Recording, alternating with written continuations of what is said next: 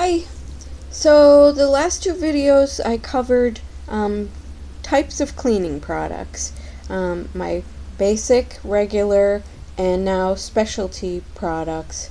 And you could argue that the ones in my last video are specialty, but granite counters and stainless are becoming the modern appliances. Years ago they were newer, and so getting products for that might have been harder, but now there's more on the market. So specialty products would probably include marble cleaner, or I have somebody that has a marble resin countertop in their bathroom, so they have to use a special product on it. It acts more like a car wax more than anything, and it seals, so because it's very porous. I don't know what it's mixed with, but there is marble in it, so I even cleaned for a couple that had me use real turtle wax on their tiles in the bathroom, and that was quite a project. But it was one of my first jobs, and so I didn't have a lot of people, so I could take a lot of time and rub it on, let it dry, and rub it off. So it's good for if some people have hard water. So, but it's a lot of work, and I probably didn't charge enough, which is the story of my life. So anyway, we'll do another video on pricing, or a few of those, later on. So, anyway, some products, specialty products, are harsh. Mainly oven cleaners. That's why I love self-cleaning ovens and prefer that. But once in a while you have to break down and use something like an oven cleaner or Kaboom foam, and it works great. Spray it on, leave it, let it sit, but then you have to wipe it off, and be sure to use rubber gloves. Don't drip it, don't get it on your skin. If you do, immediately wash that area of your skin with soap and water and rinse it good. Don't get it in your eyes, don't breathe it. I've had somebody show me that oven cleaner works really good on fireplace doors, the glass fireplace doors. It was amazing. You gotta spray it inside, leave it, and then just wipe it off. But I'm telling you, less is more in this case. Don't breathe it, don't get it on your skin, and watch other areas, because it might drip down onto the brick of the fireplace. Make sure you get it all out, because you don't want anybody touching that. It's very harsh. I prefer to stay away from that, and used to tell people when I first started I will not use oven cleaner.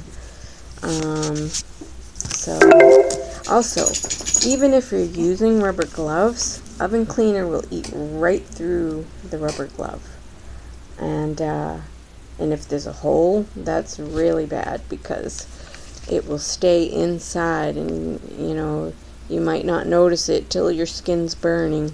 And immediately take off your glove and wash your hand really good, and just get a new rubber glove. Also, some harsh specialty cleaning items are bleach. Bleach will eat through a rubber glove as well. I like to use bleach sprays during flu season on toilets and light switches. A little bit on a paper towel, wipe it, make sure it's dry. but bleach is very harsh. You don't want to breathe that. It has fumes, it irritates your eyes and your nasal passages. So, less is more. Like I said, directly on the paper towel if you can, rather than spraying it and getting it in the air, because you'll breathe that. Excuse me. So let's see. Kaboom is kind of like an oven cleaner. There's a foam product that works good. I just discovered that I've added to my supplies. So there are different grades of toilet bowl cleaners as well. And there's like a Lysol with a black label that says 2X or something, and it is amazing. And of course you don't need to use this all the time. If you have a toilet bowl that has a lot of buildup, just squirt it around there, get under the ridge, and leave it. Let it do its magic, because the less scrubbing for you, the better. You just take a toilet bowl scrubby, and after it's been sitting for a while, and it just wipes away like magic. And again, when you're cleaning something like a toilet bowl and you have that harsh product, don't let that get on your skin. In the summertime, occasionally, as you're cleaning, it could squirt out and land on your leg a little bit. It's gross, but immediately get over to the sink, take a clean paper towel, wet it, put soap on it, and wash that spot immediately.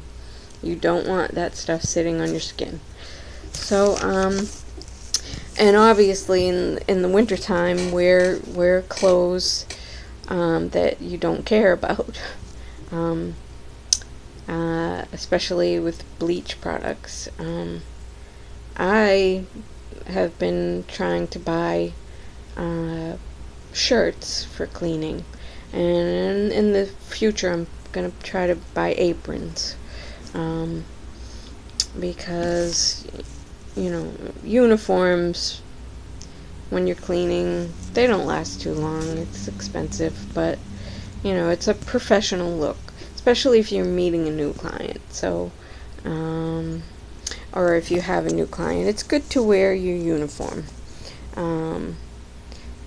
just so neighbors might say, who's that person? And if you're in regular clothes, it won't be so obvious. Well, obviously when you're carrying your supplies in and your buckets and everything, they'll say logically, oh, that must be the cleaner. So a couple of other specialty harsh cleaning products is ammonia. Old-fashioned people like to use ammonia on floors, but it is very irritating in the air, and I'd say open a window if you can if you're using ammonia.